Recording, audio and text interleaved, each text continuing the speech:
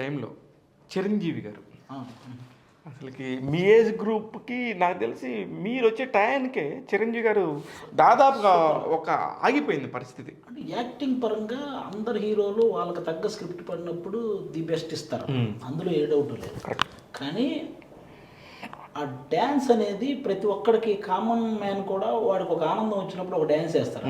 అందుకని తెలియకుండా బాగా డ్యాన్స్ ఒక హీరో అంత బాగా డ్యాన్స్ చేయటం ఫస్ట్ టైం. అంటే మన తెలుగు సినిమా ఇండస్ట్రీలో సూపర్ డ్యాన్స్ని పరిచయం చేసింది అయితే చిరంజీవి గారు. 100%. అందుకని ఫస్ట్ కనెక్షన్ అక్కడ అక్కడ కుదిరిందన్న.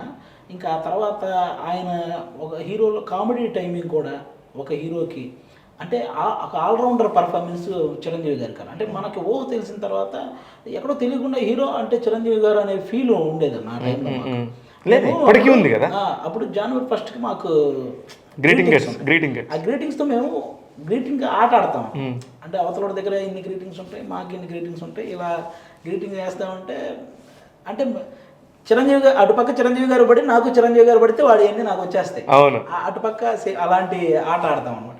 అందులో నాకు ఎక్కువ అక్కడ కూడా చిరంజీవి గారి ఫోటోలు ఎక్కువ, గ్రీటింగ్ కార్డ్స్ ఎక్కువగా కలెక్ట్ చేయడం ఇలాంటి ఎక్కువ ఉండేదన్నమాట అప్పటి నుంచే. కానీ ఎక్కడో చిరంజీవి గ్రీటింగ్ కార్డు పట్టుకొని తిరిగి అబ్బా అనుకొని ఆ రోజున్న హ్యాపీనెస్కి, చిరంజీవి గారితో పక్కన కూర్చొని మాట్లాడుకునే హ్యాపీనెస్కి అసలు మాకు అది ఇంకా ఇది చాలు కదా ఇండస్ట్రీకి వచ్చిన దానికి అని అనిపించే ఫీలింగ్ అన్నది. నిజమే కదా. ఇంతకంటే ఏముంటుంది మనం చూడాల్సింది, ఇదే కదా మనం కోరుకుంది, ఎప్పటికైనా ఆయన చూడాలి అన్న ఇది. అలాంటిది ఆయనతో కలిసి వర్క్ చేయడంతో పాటు కలిసి కూర్చొని మాట్లాడుతూ ఆయన ఓల్డ్ ఎక్స్పీరియన్సెస్ అన్నీ మాకు చెప్తూ ఇంకా అంతకు మించి ఉంటుంది.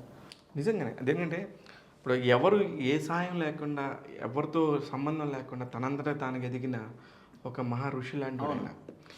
ఎంతమందికి ఇన్స్పిరేషన్, ఎంతమందికి ఇప్పుడు ఎవరిని అడిగినా ఏ జానర్ హీరోనైనా అడుగు చిరంజీవి గారి ఇన్స్పిరేషన్ అని అంటారు. కారణం ఏంటంటే అంత ఇన్స్పిరేషన్ క్వాలిటీస్ ఉండబట్టి. There is so many qualities automatically మనం అందరం ఫాలో అవుతాం. ఆ క్వాలిటీస్ ఉన్న మీరు పక్కన పవన్ కళ్యాణ్ దగ్గరికి చేరారు. నేను స్టిల్ ఇప్పటికీ చెప్తాను, నాకు కథానాయకుడుగా చిరంజీవి గారి ఇష్టం, ఒక నాయకుడుగా పవన్ కళ్యాణ్ గారి ఇష్టం. రాజకీయాల్లోకి ఇంకా రాలేదు, వస్తా. అయితే వాళ్ళిద్దరికి డిఫరెన్స్ చెప్తాను. చెప్పండి.